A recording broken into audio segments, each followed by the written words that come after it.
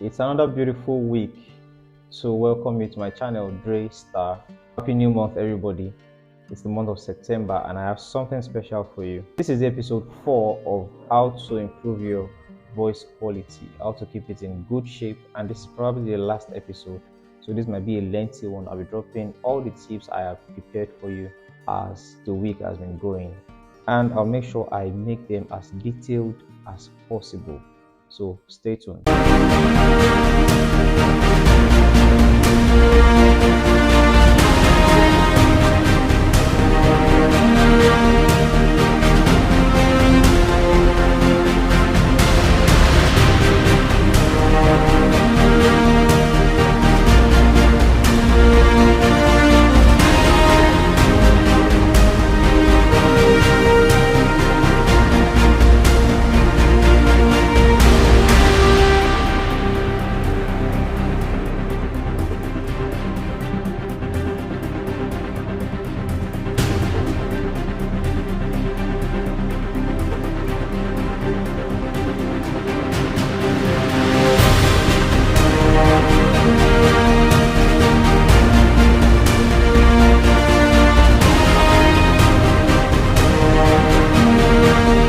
Yes, in continuation of things I've been saying for the past few weeks, I'll be dropping the first tip today, and it is to improve your voice quality, to make sure you sound well, to make sure you keep your voice in good shape. You have to do something every single day. Record yourself while singing. This does not apply to intermediates or beginners alone. It also applies to professionals, but this is more for beginners than professionals. You should get a recording device. Technology has made it so beautiful for everybody. You can use your phone, Android, or it is a small phone, or it is an iPhone. You can have a means of recording your voice and replaying it anytime you want to. What you should do is ensure you record your voice every day. It doesn't have to be a composed song. It can be a known song, a popular song, a song you've been enjoying for the past few weeks, a trending song. Try to sing the song and listen to it all over. There's this interview that I watched recently about Ed Sheeran at the Jonathan Ross show, where he was telling the interviewer that his voice wasn't always as rosy as it is right now. He played a recording of his first song ever. The song is not out, and the voice I was hearing there, the voice everybody was hearing there, did not sound like Ed Sheeran. Everybody was really shocked. So for someone as great as Ed Sheeran to have such a throwback where it sounded that worse and it sounds so beautiful now, sounds so good now, you'd know there's always a practice makes perfect stage for every singer. He said people will tell you you were born with talent. You were not born with talent. You found out that talent and you added hard work to it, you added consistency to it. Every single day pick a song. It might be, I don't know how available you are, how free you are for the day. If you're someone that works, you may pick a song or two. If you're always free, say 5 to 10 hours in 24 hours, ensure that you pick like 2 or 3 songs, you record them and try to hear them again. Use an hearing device to pick your mistakes. That way you know how far you've improved if you go on for weeks. That way you know your good points, that way you know your bad points. That way you'll be able to judge yourself correctly. The second thing that is very related to what I just mentioned now is get a vocal coach, whether physically or online. Some of us are as lucky as having people that could tutor us physically. So you could approach them, whether they would charge you for it or not. I would actually suggest you meet people that can charge you, because there's this motivation that comes with knowing that you are being charged for what you're learning. That's where you'd want to learn that thing as good as possible. You wouldn't treat it as a joke. Make sure that as you're following the first tip that I mentioned, while you're recording your voice, listening to yourself, if you cannot pick out the faults yet, because there's this thing that happens so psychologically. You're singing alone and something is giving you a picture of what you should sound like. So you feel that is what you're sounding like until you hear your recording. You're singing in the bathroom, you're listening to a song and you're singing along with them. You think you're sounding as perfect as that artist until you pause that artist's song and you sing. That's when you know you're nowhere close to what you're hearing in the song. So what recording does to you, like I said the other time, is to make you know your good points, the bad points. Now, to make this faster, to learn on time, to increase your speed, meet a vocal coach physically or online. That way your learning process will be quite faster than who is just rhyming to songs. The vocables that we have A, we have E, we have I, we have O, and we have U, English language. You pronounce them as A, E, O, U. Do you understand? The way you call these things differ. You cannot call R like R, A, E, O. You'd hear me, but it's more like I'm mumbling words. It's not like I'm calling them as I should. The beauty of using these vocables well is knowing how to open your mouth for each of these vowels, like R, A, E, O, U. You notice my lips kind of shoot forward when I did U and A. You would notice that when I called these 5 vowels, the one that actually made my lips come out the most was U. That means all these vowels have their peculiar way you have to call them. I cannot call R when my mouth is like this. This is for E. My mouth shape is the same when I did R, A, E. So there, what really did the work was my throat and my vocal cords. I just kept my mouth in the shape and I let my throat, my vocal cords do the work. R, A, E. And my tongue also plays an integral part, but then we'll move to that when it's time. So learn to open your mouth properly. It would help you increase how your vowels come out whenever you're singing. One tip I would drop for you if you want to learn how to do this is, if you have a mirror in the house, practice in front of the mirror. You can look into the camera and you know how exactly you sound. When you practice in front of a mirror, you will see how your mouth is shaped, and if you have to go online and see how it is supposed to be shaped, you can compare the two together and know if you're sounding it well or you're not. Like I said, when you sound R, just make sure that while you're doing all of these things, your muscles are relaxed. You are not going to war. Just calm down. There's this jaw here. If you want to know if your jaw is dropped or not, because whenever you're doing all these things, your jaw is not supposed to be too raised, like when you're talking. When you want to sing R, A, E, O, U, you're supposed to be relaxed. Now, let me tell you something. There's this space between my jaw here and the ear. The jaw and the ear. There's this space, this olu. If you touch it, you'd feel it. This place. You'd notice if your jaw comes up or comes down. It's actually supposed to be relaxed, like it should be down. It shouldn't be too high like you're talking. So do this every day. If you can't use your mirror, you can use your phone, like you want to take a selfie. So just switch on the camera, flip it to your side, and raise it up to your face, just like this, and do the same thing you're supposed to do in front of the mirror. The only time you'll be needing a full standing mirror if you want to start practicing breathing exercises where your shoulder has to be down. The next thing I'm going to mention right now is warming up your voice in the proper way. I've touched this a little bit in the few classes, but now I'm going to give you a comprehensive one about it. I told you I was going to talk about it, and here we are. If you want to warm up properly, you need to put your vocal cords in consideration. Some of us wake up and the next thing you do is you scream a high note. Yes, you might achieve it at that moment, but compare that stress that you faced while you did that to when your vocal cords were actually lubricated enough and you sounded it. They're two different things. You'd notice that it stressed you the more compared to when you woke up and you warmed up your vocal cords properly. So what you should do if you don't want to damage your cords, damage your throat muscles in the long run, is learn proper warm-up. I'm not going to touch too many details. You can go online and check, but I'll give you just 2 or 3 warm-up exercises that you can try. The first one is the lip balls vocal warm-up. This is how you do it. Like,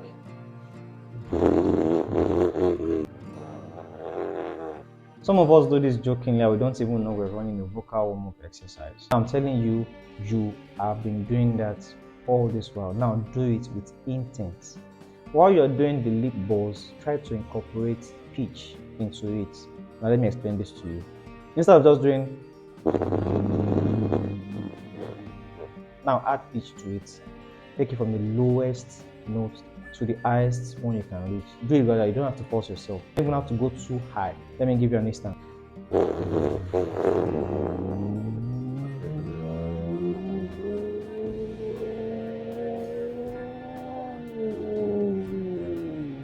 Like you imitating the sound of a motorboat. Yeah, that's the best thing. I can't even use a car right now. If you know a motorboat very well, you're imitating the sound.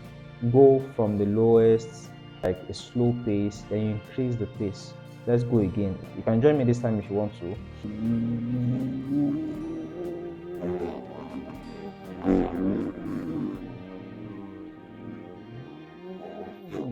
So that's why you could do that for a few minutes, let's say 20, 15 minutes, just to build. So you notice something while you're doing that, the air that is supposed to come out got compressed. So it's like you're controlling how the air will come out. It is not coming out the way it wants to, just like I'm talking right now. There's this limited supply of air coming out compared to if you're talking.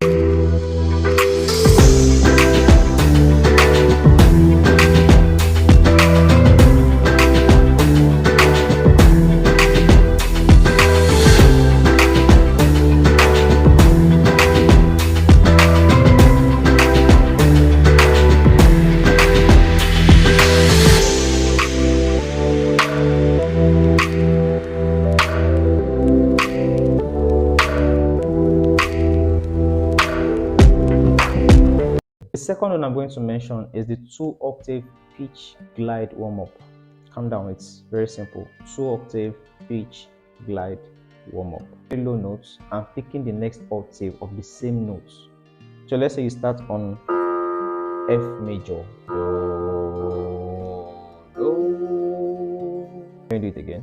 Do, then do. So it's like do, do, do, do, do. So you understand the reason why the glide is inserted there is I did not stop the chain between the two. I did not do do, do, do.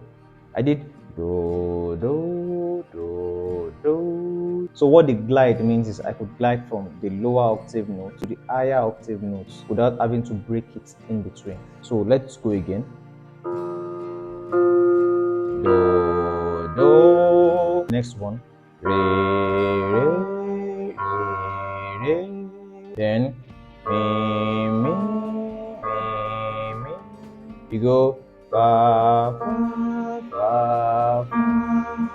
Then go so, so, so, so. Then go la, la, la, la. Then go ti, ti, ti, ti. Then go do, do. So let's take it again. We go do, do, re, re, mi, mi, fa, fa, so, so, la, la, ti, ti, do, do. It is quite easy if you don't rush the whole octave. You could go from do to so. You could stop at so if that's where you can still glide to. Then gradually you start attempting the next notes. So what this does to you is that it will improve your head voice and your chest voice as you gliding from the lower notes to the higher ones. Now if you keep moving, you could go from that same place where you ended that next octave, that do, then go again. Do, do, do, do, re, re, mi, mi, fa, fa, so, so. Do you understand? So you can go like that again. There's no limit to what you can achieve. You can keep going like that if you have the voice that can. When you notice you're getting your voice cracked or something, you could rest a little bit. That's what I said about vocal rest in 2 classes ago. So you can give it a rest a little bit. Drink water, don't shout, relax. Then you go again. Keep doing this consistently. Your body gets used to it. I tell you, if you do this under a month or 2 months, if you used to stop at so before, you'd probably have gotten to do or the next notes, because at that moment your body has adapted to so, moves to la. Just don't limit yourself to what you started with. That is where consistency comes in. Just keep doing it. Once you keep doing these things, all of these warm-up exercises, keep doing them, record them, then you play, you know where to improve, you know where to change. The other thing I want to mention right now is one thing that actually worked for me a whole lot was writing my own songs. This might seem underrated, but try to write your own songs. I'll tell you why. The reason is because it is very peculiar to every songwriter to write songs within their vocal range, songs that would sound fitting to their vocal range. I know I've not really explained vocal range that much, but I'll just give it a brief explanation in case I have a class for it later. Vocal range is how low you can sound to how high you can sound. That is just the range. Like from here, this is my hand here to here. Let's say this is the lowest I can sound to the highest I can sound. This is the vocal range. Do you understand? Most of us songwriters, that actually works for me a whole lot. I write songs within my vocal range, and I start singing those songs. It helps me actually get better compared to when I hear other songs. Some of us would watch reality shows and we'll see people that would sing their own songs, and the judges will tell them, why don't you sing a popular song? And they will fumble because they've gotten so accustomed to what they wrote. Now, I'm not saying you should be rigid. I'm only saying that's another trick I discovered when I was writing my song. It helped improve my voice faster than doing warm-up exercises. While I was doing warm-up exercises, I was also writing. It doesn't have to be a full song. It could be just 4 lines. It could be just 2 lines. Write something that is common. It could be something around you. Write it 4 lines, 6 lines. If you're talented enough, write a chorus. Start rehearsing with it. Start recording. Follow all those formatics I mentioned. Get a vocal coach or get someone that you could play that thing to, and they'll tell you, okay, this is better, this sounds good, you sounded better than you did last week, you sounded better than you did last month, you sounded better than you did last 3 months. You need to keep check. If you are a writer, if you are a talented writer, if you have it in mind to write, just try it, just give it a try. Like, write a few things and try to sing, find a tune to it, find a tone to it, then sing it. It would help you not just improve your vocal range, it would also help you improve how well you sound. So the essence of what I just said and a few other things I said is find what works out for you. I've mentioned like 12 to 15 to 20 tips, and somewhere in your head you're like, do I have to do all of these things to sound better? Do I have to do all of these things to improve my voice quality? No, you can pick just one of all of these things I mentioned and you sound better than someone that practiced the whole 15. Some of us just jump from beginner warm-ups to complex ones. And we'll pick like 2 or 3 and we still don't sound better because you have skipped the basics. So please find what works out for you. Find what works out for your voice. How you can identify your voice. Know what works for you. Know what's best for you. Avoid the things I said you should avoid, and we're good. So you could pick these things. Once you've mastered one, then you move on to the next one. Once you've mastered it, move on to the next one. And you know I would never finish up this class without telling you things you should take. Don't worry, I'm going to mention just a few things, and this time it is good news. I want to tell you things you can take that will actually help improve your voice. For foodies here that like taking chicken, I have good news for you. You can take chicken, you can take fish. This is why they are protein sources. They contain good amount of protein, and for your voice sake, protein plays a very good role. So if you have other protein sources aside what I just mentioned now, please make sure you take enough of them compared to carbohydrates. I know there are some geographical locations where carbohydrate is more available than we have the proteins. I just mentioned fish to you. Fish is readily available anywhere. Chicken, you could buy, you could get at restaurants, but I'll suggest you take the ones that you prepared yourself. But I mentioned these two because I know they are almost readily available everywhere. Let protein be an integral part of whatever you eat. You can also take apple juice. It also helps improve your voice. 2 other fruits I'm going to mention to you are watermelon and banana. Watermelon for the water content.